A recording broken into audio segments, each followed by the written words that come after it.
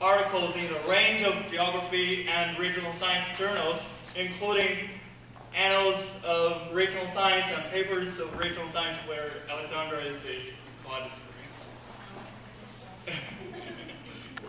Among other things, Dr. Reid represents the Regional Science Association of the Americas for the RSAI Council. He also served as the editor for the Americas for Regional Science Policy and Practice, and is the executive director of NARSC, North America Regional Science Council, starting this January, without whose sponsorship we would not be able to hear the excellent keynote speech by Phil last night. Dr. Reid has been awarded the 2010 Edith Rathbun Award for Excellence in Outreach and Engagement. He also won the 2009 Distinguished Service Award from the Regional Development and Planning Specialty Group of the Association of American Geographers. Please join me in welcoming Dr. New Reid.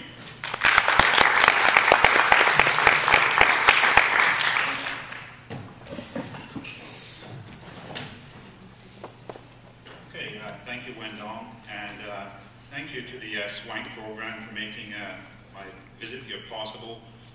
Thanks to the graduate students who have done an excellent job in putting this conference together.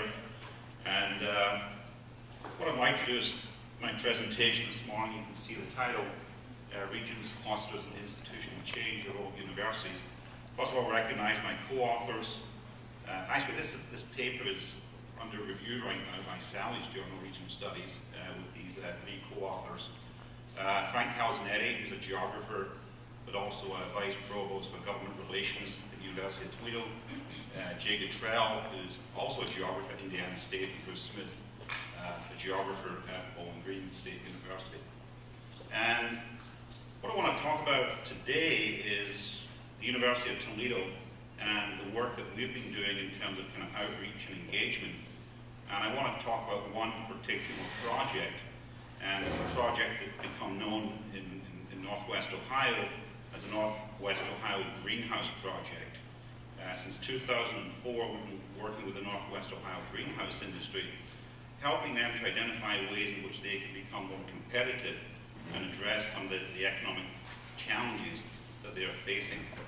So here's the presentation outline. I want to talk about the challenge of change, talk about the role of universities, some key concepts that we've been working with, the actual project itself, and then what has changed in the last 8 to 9 years that we've been working with this particular industry. So this is a project that began in 2004, funded by the U.S. Department of Agriculture, so it's a multi-year project. And the basic aim of the project was to help the Northwest Ohio greenhouse industry try to identify ways in which it could address some of its economic challenges. We were working with about 85 family-owned greenhouses in Northwest Ohio. These are all SMEs. We have a kind of 6-county region there. And these are, as I said, family-owned. They're multi-generational. The greenhouse industry in Northwest Ohio is mainly floriculture, and it's a combination of both retail greenhouses and also wholesale greenhouses. So we kind of have a mix of two different types of greenhouses. But it's an industry that's facing some very significant competitive challenges.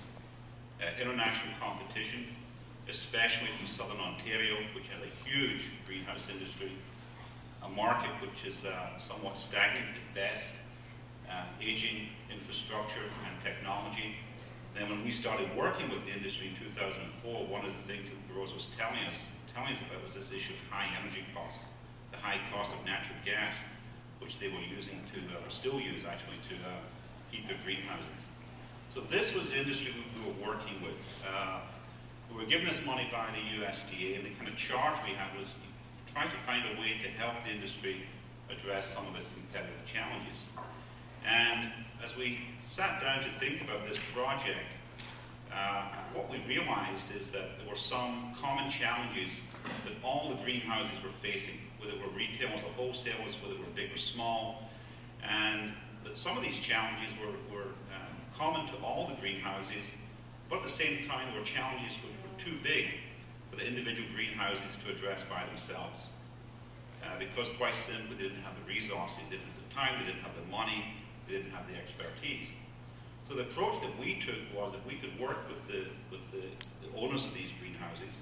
If we could identify these common challenges that everyone is facing, or significant numbers were facing, and then if we could bring them together to work to identify collaborative solutions that would benefit the whole industry, then as an entity, as a collective group, they might be able to start to address some of these challenges. So it was identifying these kind of common challenges, working with them to identify solutions, to implement the solutions, and hopefully to see some progress. Now, we had our first meeting with the growers in October of 2004, and made a PowerPoint presentation to them, and we showed them some data, and this was one of the charts we showed them, which basically showed the trade flow between 1995 and 2004 of floriculture products between Ontario and Ohio. And the red line there shows the flow of floriculture products from Ohio to Ontario, and you can see over that 10-year period it's pretty much flat. But what was happening is the Canadians, or the greenhouse industry in Ontario, was very successful in terms of penetrating the Ohio market. And so that trade gap was kind of widening. And the growers were somewhat aware of the Canadian challenge, but until they started to see it in this format, they didn't realize what a big issue this really was. Early in 2004, we also did a survey of all the growers in Northwest Ohio. In fact, Dave CRAE was on the faculty here, helped us design that survey and helped us with the implementation of it. And we asked them some questions about the state of the industry. And 40% of the growers who responded to the survey said that they anticipated in the next 5 years that their business would be less profitable. 15% were planning to either downsize or close over the next 5 years. And we asked them about their optimism about their particular greenhouse business, and only 27% said they were optimistic about the future of their particular business. So we had an industry which was really having some challenges, not really looking in terms of expansion, fairly pessimistic about the future, and probably had good reason for that pessimism. Now, this was a multi-year project. There were many kind of different parts to the project, kind of sub-parts. One of the things we did is we did a small oral history project in which we actually sat down with a dozen growers, and we spent an hour and a half to 2 hours with them and just had a conversation with them. And this was absolutely fascinating. We interviewed males, we interviewed females, we interviewed adults, the true adults, we interviewed adult children, and we got a very interesting kind of perspective on the industry. And we obviously got very different perspectives. So one greenhouse grower said, I still do a lot of things the old time way. I don't have none of that fancy equipment, so all my plants by hand. Everything in the field is harvested by hand. My newest tractor is 1965. Greenhouse grower 2 said the biggest challenge is going to be adapting with the ever quickly changing business environment that we're now presented with, not just in our industry, but in every industry. Okay, I have a question. To what extent do people use tractors in greenhouse production? Well, these growers also had field crops. Okay. So this was. Is that typical of the greenhouse industry? Yeah, they started off as field crop farmers, and the greenhouse was added as a, kind of add on to their. Yeah, they're not using the tractors in the greenhouses. But this was typical of the way they did. They ran the broader agricultural business. So it's a sort of a diversification strategy, or yeah. It's a lot. The people that you work with are a lot of people who maybe still farm corn and soybeans, Yes. but then Yeah. decided to diversify into greenhouse production. Right. But And this attitude was of kind of doing things the old way, transferred, into the greenhouse. yeah. So is that typical of the greenhouse industry in Northwest Ohio, or are there some more large-scale commercial enterprises that specialize in greenhouse production? And how does that compare to the Ontario Canadian system? The Canadian system is much more specialized. They will specialize in individual, kind of more monoculture type of focused individual crops. They're very high tech, and they get a lot of support from the Ontario and Canadian governments. New technology, a much more advanced industry, if you will. Okay. It's quite a contrast if you go up to Ontario and visit some of the greenhouses up there. So quite a different business model in Ontario than in Northwest Ohio. Absolutely. Yeah. Okay. So we wanted to try and have an impact on the industry, and we recognize there were some very significant challenges in doing so. And so we think about the challenge of change. This is a very conservative industry. These guys are very conservative, not just politically, which they are, but they're also very conservative in terms of the business practices, the way they do things. They're not used to kind of working together. They're not used to collaborating. They tend to be very individually, independently minded. We also observed a kind of low stock of what we call positive social capital within the industry. Certainly there were interactions between the growers. In fact, there's quite a bit of negative social capital.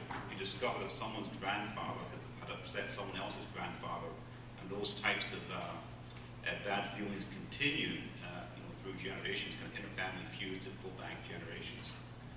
There was also a lack of trust with respect to the university. We had our first meeting with the growers in October 2004, and we worked with local ARS agents, and we asked them to identify 5 or 6 kind of innovative growers, open-minded growers who would kind of be open to working with us, open to new ideas. And we held this meeting at the Botanical Gardens, and we walked into the room, and I was kind of dressed like this, and my colleague was dressed like this. The first thing one of the growers said to us, she said, "The only reason we're here today is because it's raining outside. And when it's raining outside, we don't have any customers." And so that kind of attitude towards us as academics, trying to come in to perhaps help them and tell them some of the things, some of the challenges that we're having, perhaps some of the ways they could do things better. So what we quickly recognized is that this would be a process of negotiation between maintaining valued aspects of their society, their way of doing things, their environment, at the same time trying to engender new approaches. So it was a balance of trying to respect the good things and their values, at the same time suggesting to them that they really had to change if they wanted to continue being successful in terms of their business. There's a really nice paper by Benenworth and Hospers, published in Progress and Planning in 2007. And it talks about the problems of what is called lock-in and inertia. And this, although this was published in 2007, and we kind of discovered this after the fact, but this kind of really resonated as we started to work on the project. And so the problem is groups of actors, in this case the greenhouse growers, who are close to outsiders and impervious to new ideas, who fail to respond to change and are vulnerable to external shocks. And this kind of characterizes what we were facing in working with the industry. So then you have the governance issue, and then we get to what can the university contribution be here? What role can universities play in this? And effectively, what we saw our role here as being the facilitators of change, bringing the growers together, listening to them, not telling them what to do, saying, we're here to help you, and we have some expertise here, and we have some money from the USDA, and we think we can really help you move your industry out of the kind of lock-in situation that you find yourselves in. So, again, when we thought about the literature on this, and there's again a good paper by Gunnar in 2006, and talks about the role of universities in developing regional innovation systems. And Gunnar talks about kind of 2 broad roles, what is called the generative role and what is called the developmental role. The generative role is kind of more focused on kind of knowledge-driven economic development, generating spin-off companies, more kind of job creation focused. But there's also this other role called the developmental role, which is focused on kind of capacity building. And we knew that with the greenhouse industry that really what we had to focus on was capacity building. They were not ready for big change. They were not ready for significant change. We were really focused on trying to bring them together, have discussions about the state of the industry, identify the challenges they're facing, and then implement these collaborative changes to these challenges. We recognized we had to build social capital, we had to build relationships, and we had to build trust between the growers, among the growers, and also with us as kind of academics coming in from outside. So much of what we did in these early stages of the project was really focused on this capacity building, this network building. And in effect, we had very modest goals for this project. We knew we weren't going to create lots of new jobs. We knew we weren't going to revolutionize the industry and suddenly they're going to become high-tech in 4 or 5 years. It was trying to do some very simple things, recognizing that doing some very simple things would build social capital and would hopefully help the industry not so much grow, but move from this stagnation situation that we're in, because they were really in a decline type of mode. And we wanted just to stop the decline, to address that situation, and to make some very modest changes.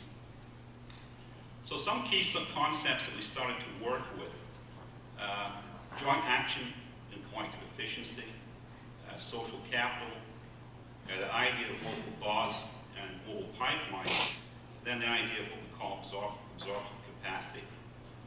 And there's a nice literature on this idea of joint action and collective efficiency. And you know, Michael Porter is kind of the king of clusters.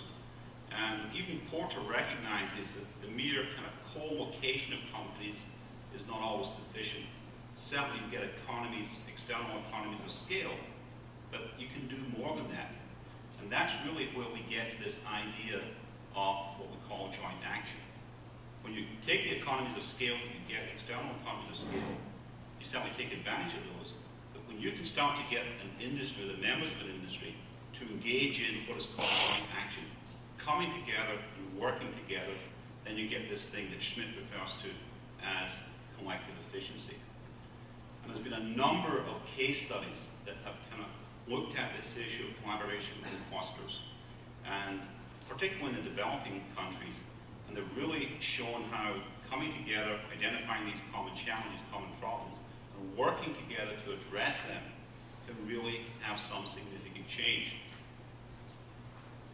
Social capital was another key concept, and you know, Robert Putnam is the individual whose definition of social capital is most often cited.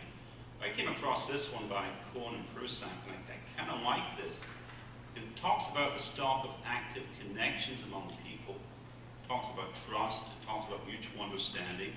It talks about shared values and behavior that bind the members of human networks and communities and make cooperative action possible.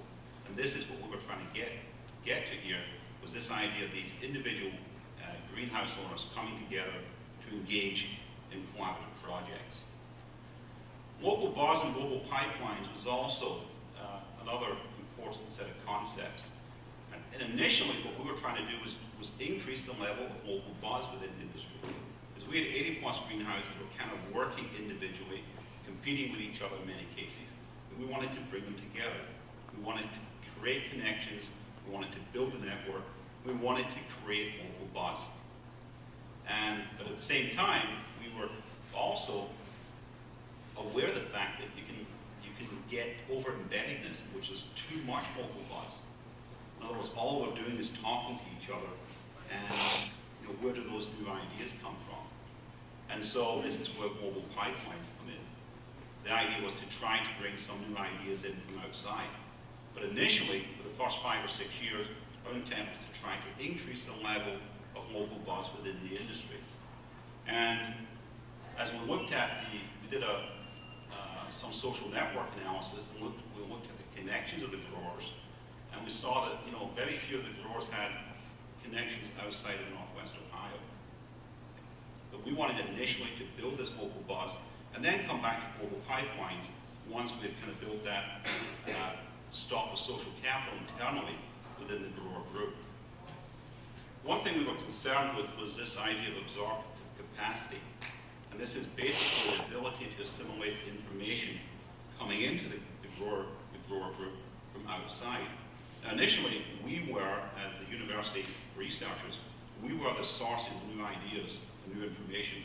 We were, in fact, the global pipelines, bringing ideas in from the cluster literature and trying to help the growers come together to address some problems. We were very concerned about how much could the growers, were they willing to change, how much were they willing to adopt some new ideas and some new strategies. So what we ended up with, I'd like to say we kind of started off with this diagram on day one, but we didn't. But this is kind of tries to capture some of the things that we're trying to do with this project. Ultimately, we were trying to get to kind of higher levels of competitiveness for the industry. And this idea of point of efficiency was one that was very attractive to us.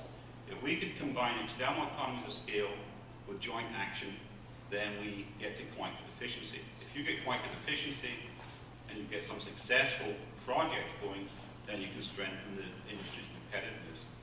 But in order to get joint action, you've got to have social capital. You've got to have the trust, you've got to have relationships.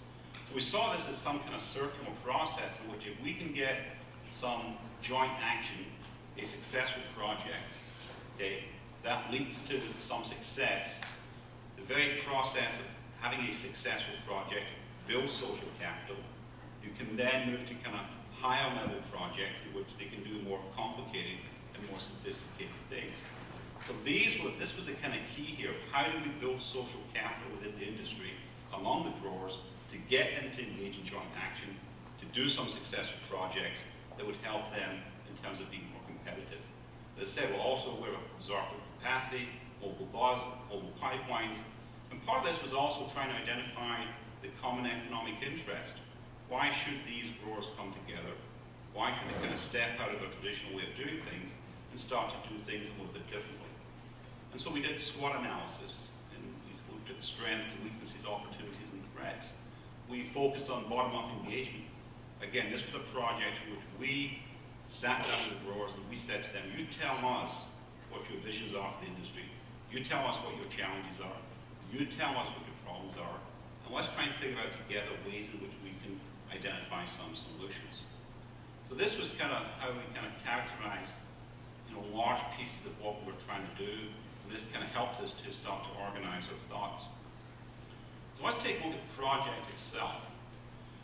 In terms of the infrastructure, basically what we did is we held monthly meetings with the growers. And very quickly we realized that the location of the meetings became important. And so we started to hold the meetings at the botanical gardens, quite simply because it was neutral territory. We talked about holding the meetings at the university, but no one likes to come on campus because it's difficult to park, it's difficult to find your way around. And we didn't want to meet in an individual greenhouse because then the feeling was you're privileging that particular greenhouse. So even the issue of the meeting space became something that we had to negotiate and something that became important. So the botanical gardens provided that opportunity. We also had enough money in the project to hire a full-time project manager and a half-time champion. And the project manager was basically the individual who would kind of keep the project going, would run the project on a day-to-day basis.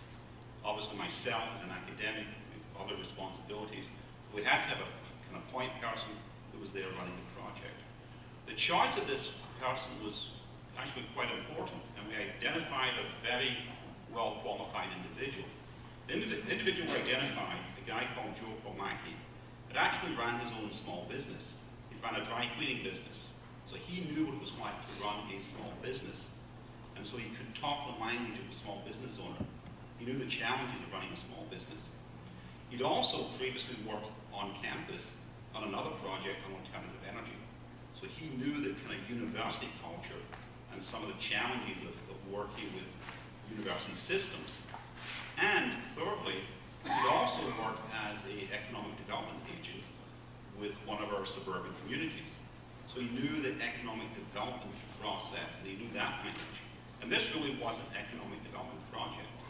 And so Joe was a unique individual that he kind of worked in the public sector, ED, he ran a small business, he'd also worked in a university setting as well. And he was also just one of those individuals who was very good at kind of networking and bringing people together, kind of getting people on the same page. The idea for having what is called a champion, before we started this project in 2004, we actually spent 4 days in Wolverhampton in England with the kind of West Midlands economic development folks. With a very kind of strong kind of set of clusters up and running. And we thought rather than kind of reading about clusters or going to websites, let's go and spend some time with the people who are actually running a cluster. And one of the things we did in Wolverhampton was we spent a day with the cluster champion. And that individual, he was basically the field agent for the project. He would visit the individual businesses, he would talk with them, he'd have conversations, and he'd start to make connections between individual companies. So he was almost like the field agent, gathering intelligence. Now, the choice of champion was one which we were very cognizant was quite a, one had to make very carefully, because this individual would be visiting the greenhouses, talking with them and having conversations with them. And it had to be someone who was trusted by the growers and had to exercise discretion when he or she was hearing information that perhaps the growers did not want to go beyond that conversation. But we actually let the growers identify the champion. And they chose an individual who was a retired extension agent from Michigan State University. So Dean Troscott was able to come down and spend 20 hours a week visiting the greenhouses, talking with them, and bringing this kind of intelligence back to these monthly stakeholder meetings. And the key thing about Dean was he was trusted by the growers.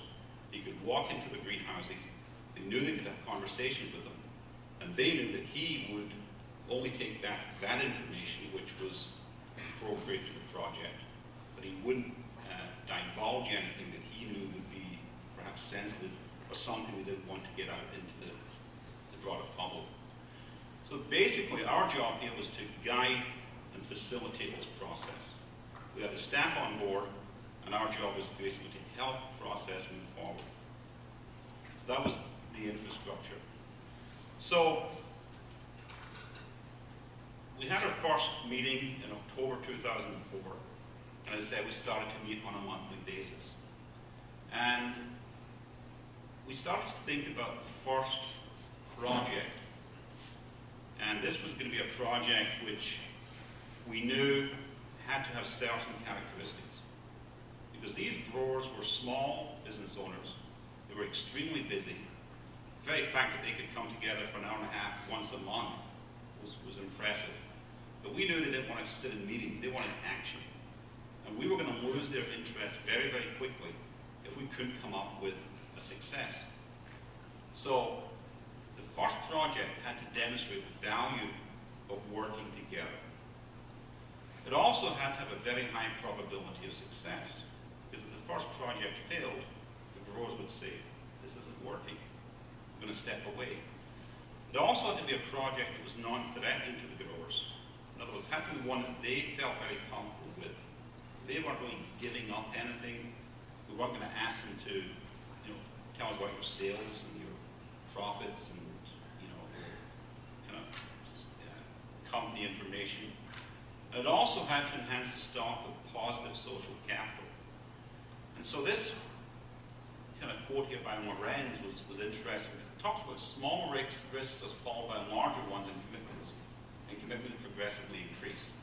So we wanted to have an easy success, a quick success, and then to use that to build project number 2, project number 3, project number 4.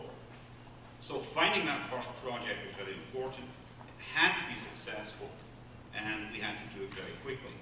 So again, we did a SWOT analysis, we had conversations with the growers, and we decided that the first project would be focused on branding and marketing of the industry.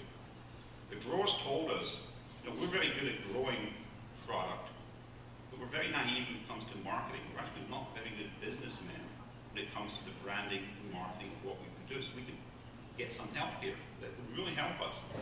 And this was also very non-threatening, because there really wasn't much to lose here from the grower's perspective. That this was successful, would help them to increase market share, etc. But the worst thing that could happen for them, it would fail, and it would be no worse off. So we began a branding and marketing campaign in 2005. And basically what we did is we utilized the expertise of a local branding firm called CRAE, and basically to identify a brand for the industry, and then to build a marketing campaign utilizing and building off of that brand. So in 2005, November 2005, the Maumee Valley Grower brand was launched. And this became a brand identity under which all the growers could basically market their individual greenhouses. It also gave us the possibility for the growers to start to engage in some collaborative marketing. Okay? And so here, for example, the ad on the bottom left is during the Christmas time, and this lists all the growers who grow poinsettias. And we were able to place this ad in the local newspaper.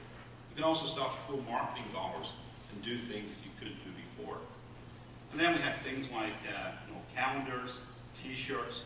We actually got one of the city buses and wrapped it in the Maumee Valley Grower kind of logo and talked about flower power. And this was an interesting project in the bottom right here. You see this big sign here. This is much bigger than it looks on the slide. But this was a very busy intersection downtown Toledo, the corner of Summit and Cherry. And we put the big Maumee Valley Grower sign there. This land was actually owned by the Catholic Diocese. And we would basically plant this in season, and it'd be very pretty, very beautiful. And the city of Toledo came in as partners, and agreed to water and maintain and look after the flowers.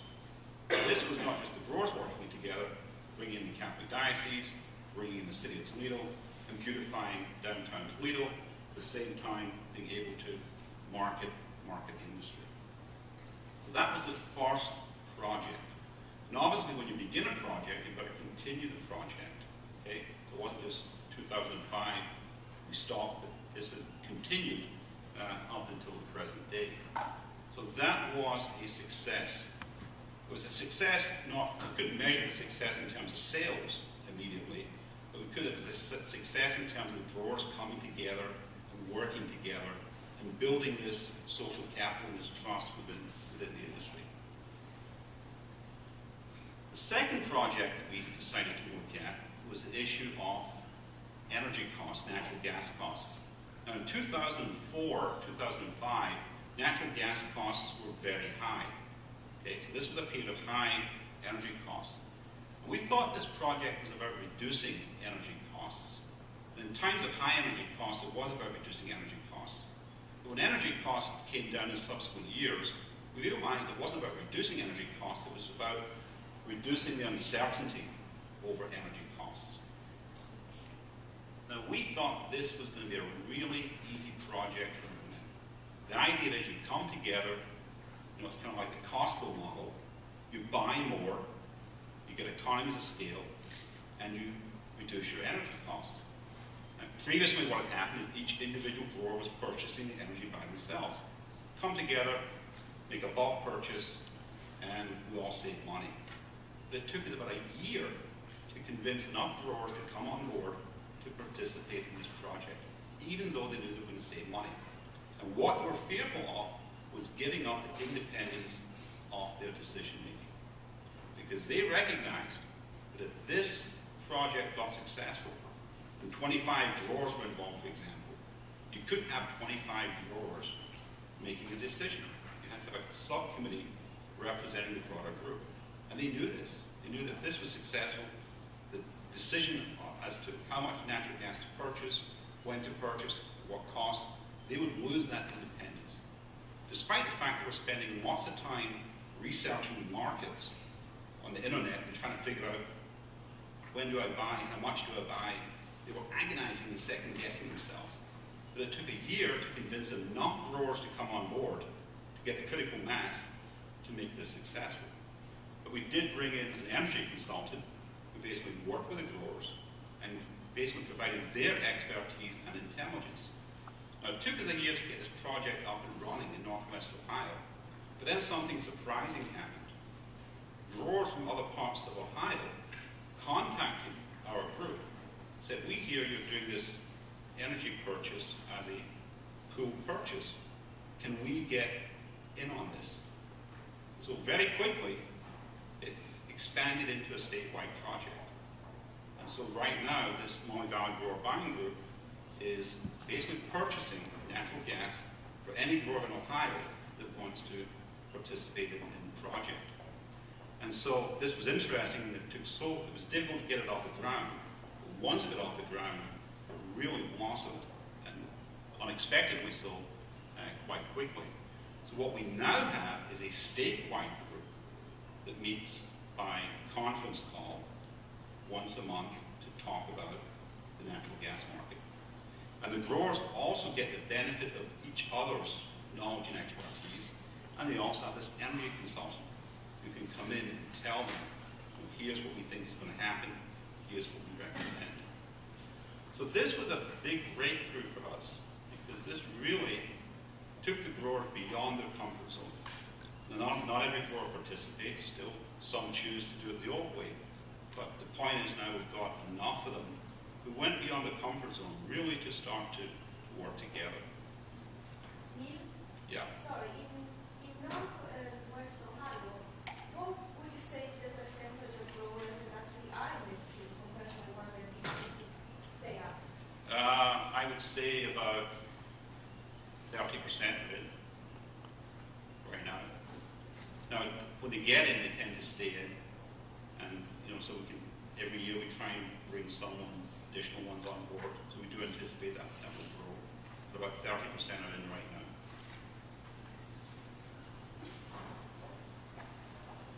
So those are kind of two examples of kind of collaborative project we engaged the growers in. And very simple, very kind of straightforward. But then we started to think about bigger things. We started thinking about global pipelines. And how could we kind of maybe get some new ideas coming in from really outside the region?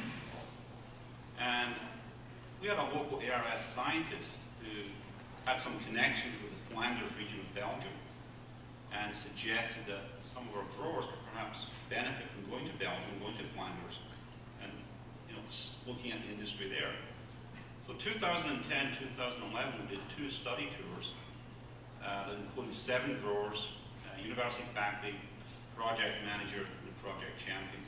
And so we took our growers to the Flanders region, spent 3 or 4 days there on each trip, and basically looked at how things were done in Flanders. And in some ways, the similarities between Flanders and southern Ontario in terms of the scale of the industry, in terms of the size. What we saw in Flanders was a very sophisticated, well-run, well-organized greenhouse industry, focused mainly on fresh produce. There's Mechlin auctions, which have been around since the 1950s. It's the largest vegetable auction in Europe. There's 800 growers participating in this auction. High quality control, just a very, very impressive industry. Almost, it was like going to another planet for these growers. They'd never seen anything like this. They never even realized that anything like this was possible.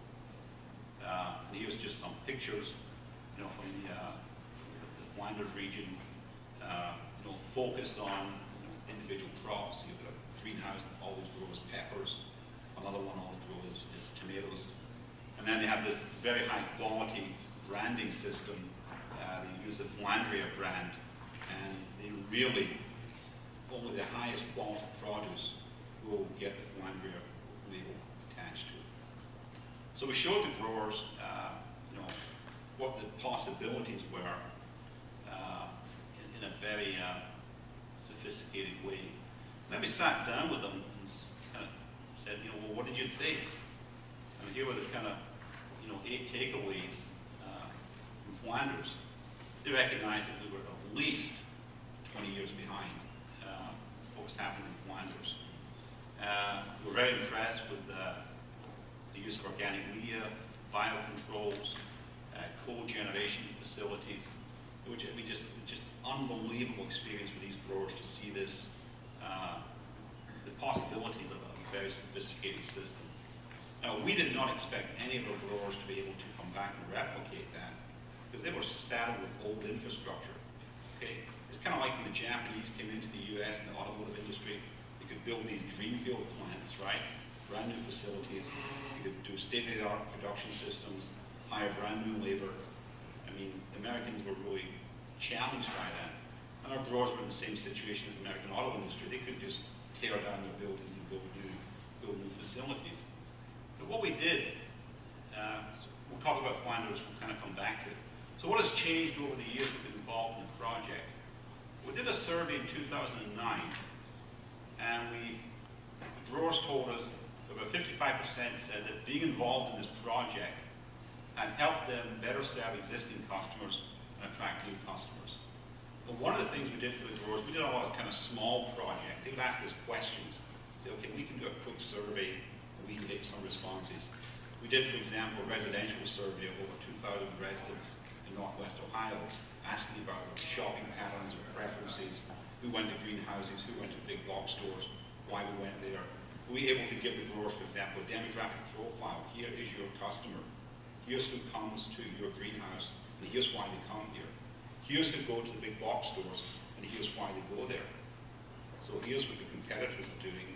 Here's your demographic, and they can use that information to tweak what they're doing and the way they're doing it.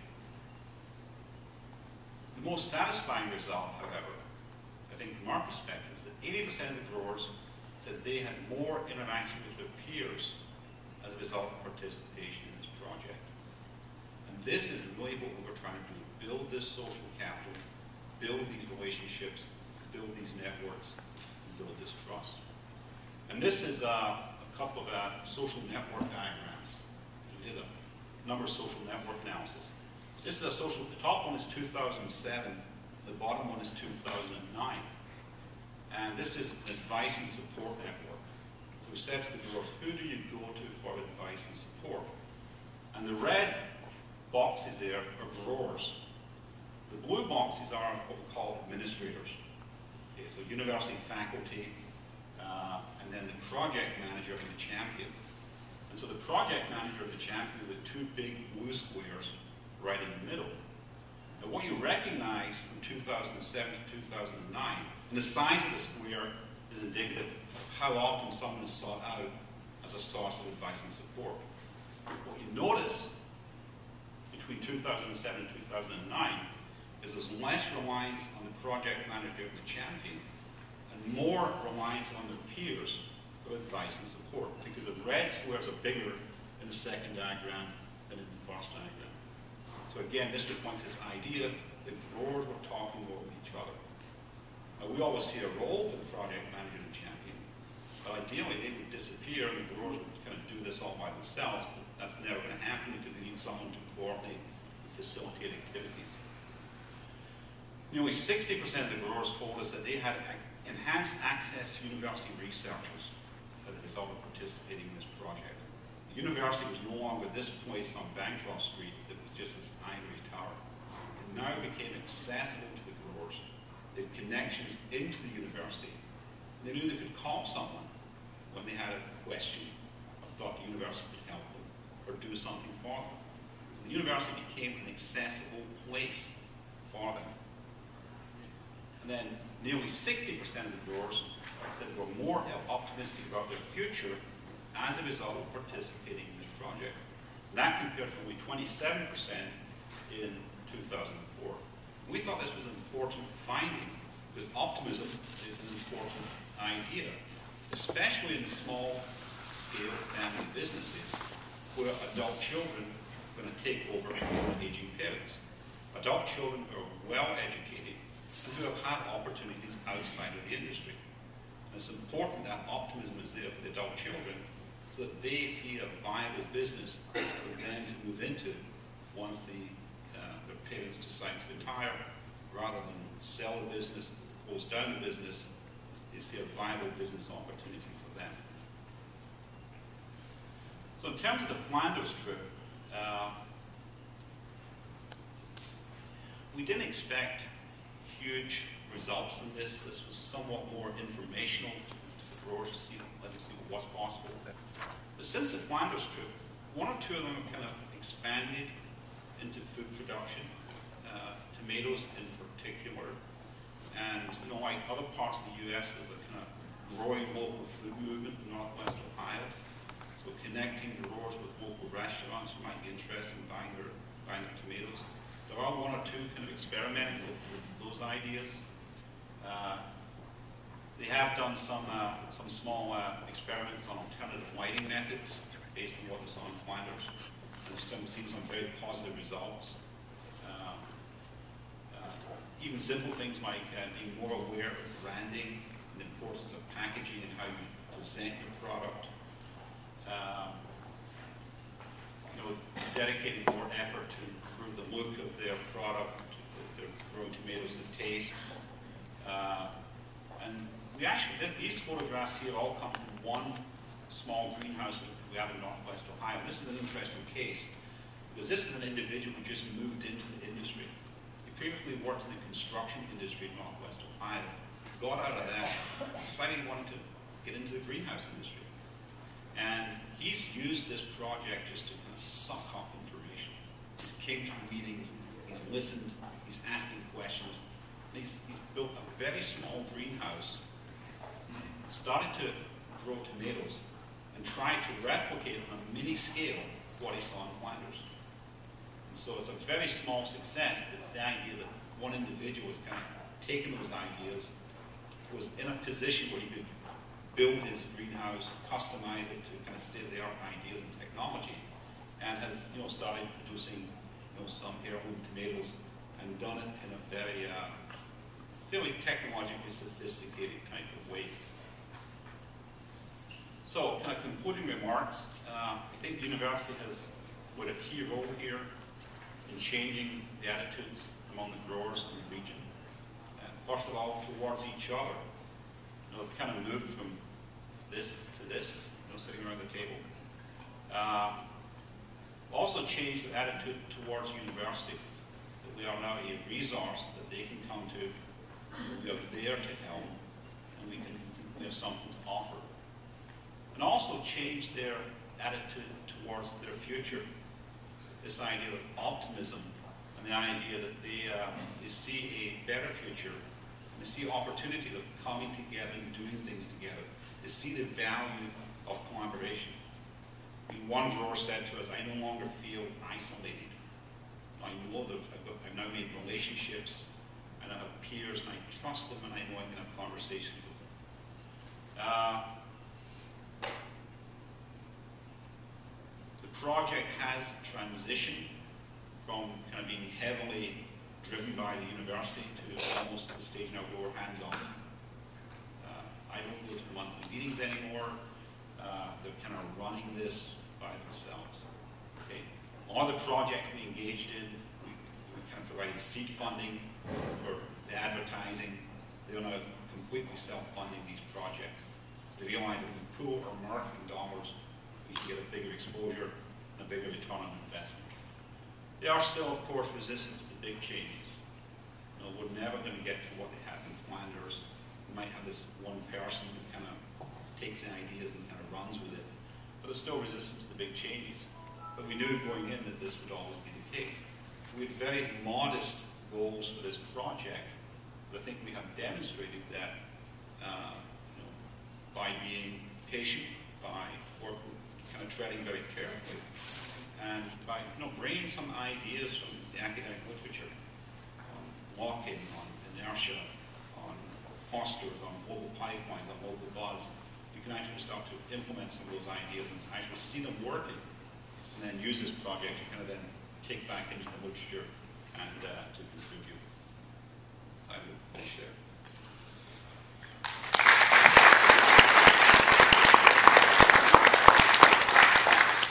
Again, we have time for a couple questions for Dr. Reid. So I get all the value that they have in terms of now having more collaboration and whatever.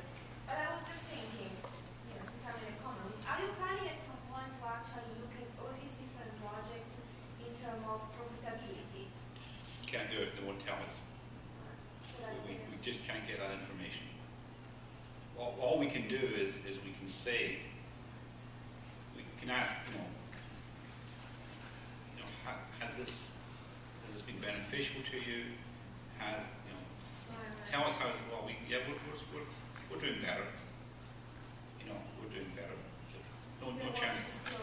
Absolutely. Because that would help with the resistance of other people. If you could actually tell them, well, the profits of these people increase on average by 10%, and the other one will probably think, oh, wow. And what we have been able to do is we have been able to quantify the impacts of the natural gas program, because we actually do have the data on that. And so we saw, for example, first year of the natural gas project, the growers saved somewhere between 12 and 15% on natural gas costs. Which is a lot. Which is a lot. In absolute terms as well, that's a lot of money. Yeah. And that was the natural gas was a project where they saw the instant impact of that. Sales is a little different, because the weather's a big thing in the greenhouse industry. You have a bad, couple of rainy weekends, people don't go out and don't buy. The weather's a big factor in terms of driving consumers towards greenhouses. But how about, did you see any of these small businesses becoming larger, starting hiring more people? We have not seen many cases of that. We have only seen 2 greenhouses close down due to the period of the project, and we did anticipate more closing. We saw one new one opening up. This guy kind of came into the industry. So I think, again, the idea was not significant growth in terms of hiring new employees. It was just trying to stabilize and to stop the decline of the industry, and to, again, look towards the future and create that optimism and those opportunities for the next generation of growers to come into the industry and take over. Yeah, to sort of put that in context about what you said, a lot of these farmers also continue to grow corn and soybeans. So, what percentage of their profits come from the greenhouses versus other farming activities? I don't have a specific number for that. I would say it's fairly small. Okay. Field crops is still, for many of them, is where the action is. What you tend to find, whether this is right or wrong, tends to be the female, the spouse who will kind of run the greenhouse side of the industry. We do have some standalone greenhouses, but that's all they do. They're fairly small in number. Many of them still have these connections to the field. So, Neil, who are the USDA? U.S. Department of Agriculture. So has there been a rollout, having seen the successes that you've had with this project, has there been an interest in rolling this out to different sectors and trying this building of social capital, local champions and so on? Yeah, we obviously submit annual reports to the USDA. In terms of rollouts, we've had interest from other greenhouse associations in other parts of the state. So we've talked to the Cleveland growers, talked to the Cincinnati growers. So we have presented this model, if you will, to growers in other parts of Ohio. And obviously it's been published in academic literature, etc. It really hasn't gone beyond that. I have a question about the international experience in general. How do you perceive that these farmers were and also the rural farmers of the Belgian region were willing to connect each other and with other places in the world that have different have similar greenhouse production schemes? How was their willingness to learn from the rest of the world, not only from this role model, but also from other places? I think they are. You're talking in terms of the growers in Northwest Ohio. Yeah, in both ways. The growers from Northwest Ohio as looking for a role, and the growers from Belgium to serve as a model for other countries.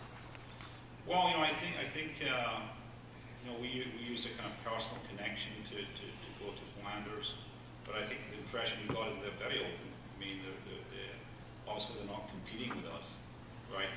We didn't go to Canada for a very good reason, because they're our competitors. we would not have found them as open. So we intentionally went to a completely different part of the world. We found the growers in Flanders were very willing to show us what they had and to share their ideas. In fact, the individual that runs the Mecklen auctions, a guy called Luke Peters, has been to Northwest Ohio and actually visited greenhouses in Northwest Ohio and shook his head. Couldn't believe what he saw in terms of the archaic nature of some of the infrastructure and some of the technology that's being used. We found them very open to sharing and showing us the way they did things. But they've got a very, very sophisticated system. I mean, they're not fearful of competition. I don't think they're very, very self-assured in the way that we're doing things in Flanders. So this is not really a question. It's really thank you for bringing this type of research to the community. Personally, I'm involved in agribusiness, and I have close friends who are in agribusiness who are facing a lot of challenge. He has to close down his production facility because of those challenges. And we will try to seek out some university help, but the response we got, I'm from Illinois, and the response I got from my university is that we care about soybean and corn. We don't really know how to deal with the alternative type of agriculture, so we really didn't get any help from the university, despite that we are involved in the university. So I really just appreciate that you and your colleagues are willing to put your time and energy working with very niche and small sectors in the economy, instead of just putting all your time to corn and soybean. So for that reason, I really appreciate your presentation and bringing this to us today. Yeah, well, thank you. I mean, to be fair, I mean, that we did get funding to do this, so there were significant benefits for us as well as researchers. But you know, our university, like many universities worldwide, this outreach and engagement has become increasingly important. And the idea is that we're part of Northwest Ohio, and we should be contributing to what we can. And we do have a relationship more with the corn and soybean people as well. We have a plant science research center that do some work on plant genetics and stuff like that. But in terms of working with the greenhouse industry, this was the first time we kind of really reached out to that particular industry. Please join me in thanking Dr. Reid again for his presentation. And since we got a bit of a late start this morning, we'll go ahead and start the first sessions at 10:30. That way everyone has some time to get to the rooms, use the restroom and whatnot beforehand. And then lunch will begin at 12:15 instead of 12. And from then on, we'll be on the schedule again. So we'll have a little bit of time to regroup before you begin your first session at 10:30. Thank you. All right, I'll stay here.